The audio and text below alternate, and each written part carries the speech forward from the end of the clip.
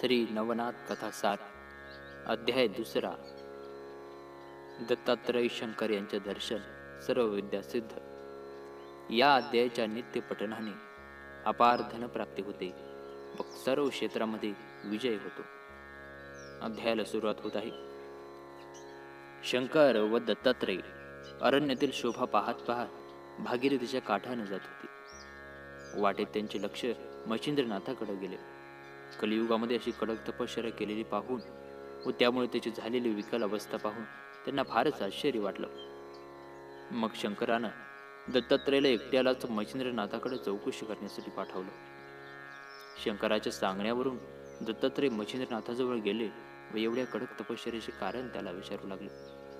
तो आवाज ऐकून मच्छिंद्रनाथानं मग नम्रपणे वंदन करून म्हटले, महाराज, आज मला तपाला बसून 12 वर्ष झाली, पण इतक्या दिवसामध्ये मी या अरण्यामध्ये एकही मनुष्य पाहिला नाही. असे असताना आपण आज मला असे एकाएकी विचारता आहात, तेव्हा प्रथम आपण कोण आहात ते मला सांगा. ते ऐकून दत्तात्रय म्हणाले, मी अनुसयेचा पुत्र आहे, मला दत्तात्रय म्हणतात. आता तुझी इच्छा मला सांग. दत्तात्रयाचे नाव सांगतात मच्छिंद्राला वाटले की आज आपली 12 वर्षाची तपश्चर्या फळाला आली, केल्या कर्माचे सार्थक झाले हा विचार मनात येतात सर्व नियमधर्म सोडून मच्छिंद्राने दत्तात्रयांच्या पायावर डोकं ठेवले. त्याच्या डोळ्यातूनही अश्रू उघळू लागले. त्या अश्रूंनी दत्तात्रयाचे पादक क्षालन झाले. तो म्हणाला, महाराज, आपण साक्षात भगवान आहात. शंकर, विष्णू, ब्रह्मदेव या तिघांचे रूपे घेऊन आपण अवतरला आहात, आणि असे असताना तुम्ही मला विसरता कसे? आता माझे सर्व अपराध पोटात घालून माझा स्वीकार करावा. आपली कृपादृष्टी मजबर असावी.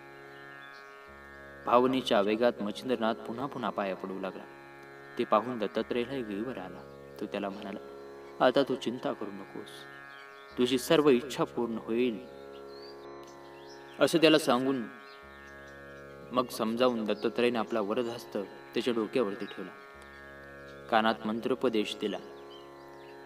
त्यामुळे मच्छिंद्राचे सर्व अज्ञान नष्ट झाले व सर्व जग त्याला ब्रह्ममय भासू लागले. मग दत्तात्रयाने त्याची परीक्षा पाहण्यासाठी त्याला विचारले, आता मला सांग, शंकर आणि विष्णू कुठे आहेत? यावर मच्छिंद्रनाथ म्हणाले, ईश्वराशिवाय मला दुसरे काहीही दिसत नाही, सर्वत्र फक्त ईश्वरच दिसत आहे. हे त्याचे उत्तर ऐकून दत्तात्रयाला समाधान वाटले. मग तो त्याला घेऊन शंकराजवळ गेला. त्याला पाहताच हा पूर्वाश्रमीचा कवी नारायण आहे हे जाणून शंकराने त्याला मिठी मारली व त्याच्याकडून सर्व सिद्धींचा अभ्यास करवण्याची दत्तात्रयाला आज्ञा केली. शंकराच्या आज्ञेनुसार दत्तात्रयाने त्याला सर्व विद्यांचा मंत्रोपदेश केला, कानफाट्यांचा नाथसंप्रदाय निर्माण केला, त्याला शिंगी, शैली इत्यादी भूषणं दिली, आणि दत्तात्रय व शंकर दोघे स्वस्थानी निघून गेले. पुढे मच्छिंद्रनाथही तीर्थयात्रेस निघाला.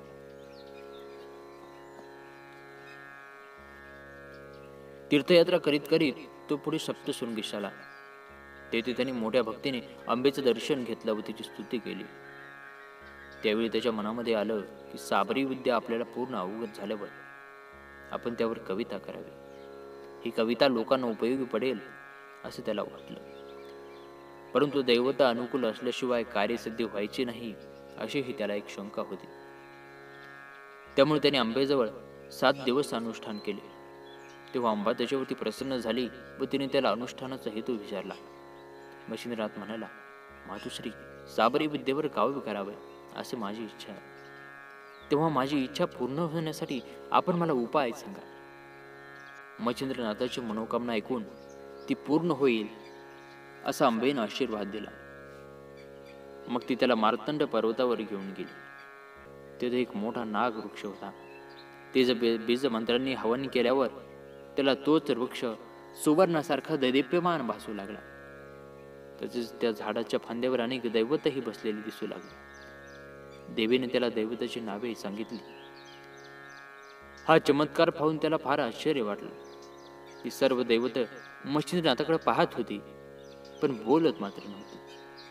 नंतर अंबेने त्याला सांगितलं, तू आता इथून ब्रह्मगिरीच्या जवळच अंजन पर्वत आहे, तेथे महाकालीचे स्थान आहे. तेथे जाऊन भगवतीला मनोभावे नमस्कार कर. तिथून दक्षिण वाहिनी असलेल्या नदीवर जा. तिथे तुला पाण्याने भरलेली श्वेतकुंडी दिसते. त्यातील शुक्लवेल तोड व एक एक कुंडामध्ये टाक. ती 100 कुंडे आहेत, पण ज्या कुंडामध्ये ती वेल सजीव झालेली दिसेल त्यात स्नान करून त्यातील पाणी पी. त्यामुळे तुला मूर्छा येऊ लागली तर 12 आदित्यचे स्मरण कर, जप कर, म्हणजे पुढचा मार्ग दिसेल. नंतर काचेच्या कुपेमध्ये तेथील पाणी घेऊन 12 आदित्यचे नामस्मरण करून या वृक्षाला ते घाल. म्हणजे हे सर्व दैवते प्रसन्न होऊन तुला वरदान देतील. हे सर्व एका खेपेत झाले नाही तर 6 महिने असेच खेपा घालून पूर्ण कर. दरवेळेला एक एक दैवत प्रसन्न होईल.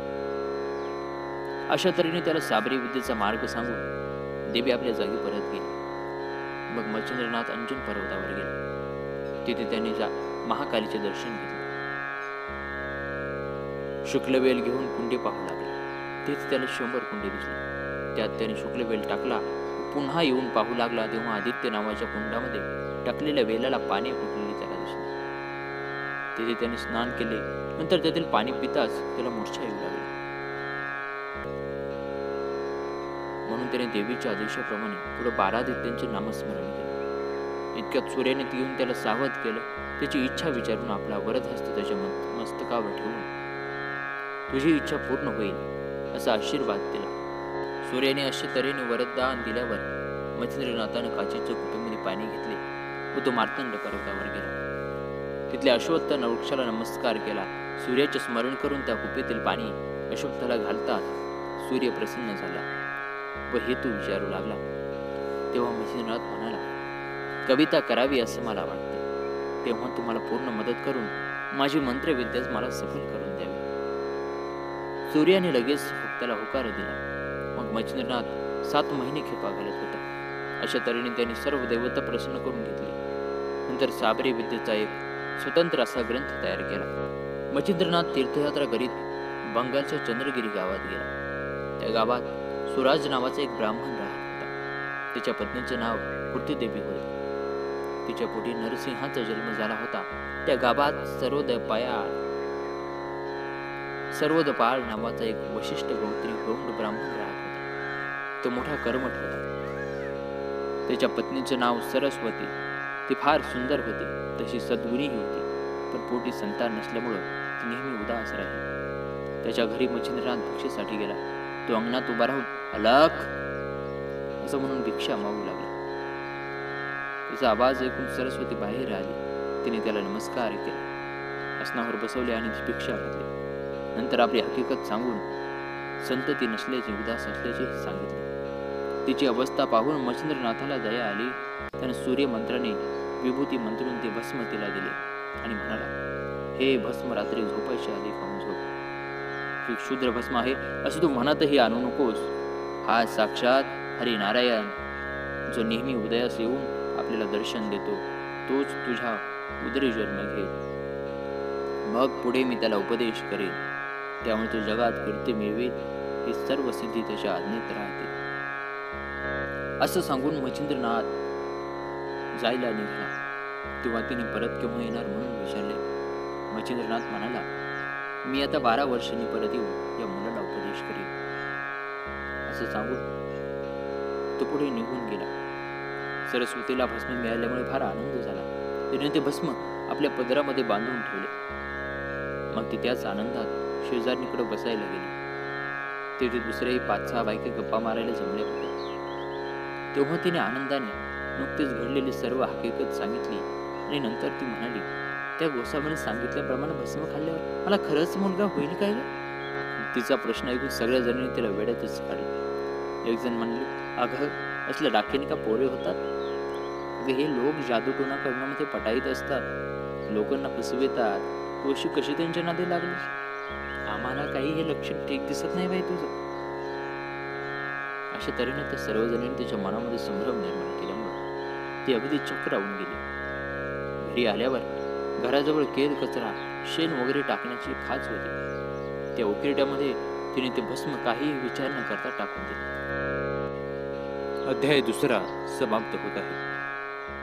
वरवरील कथा पुढील अध्याय.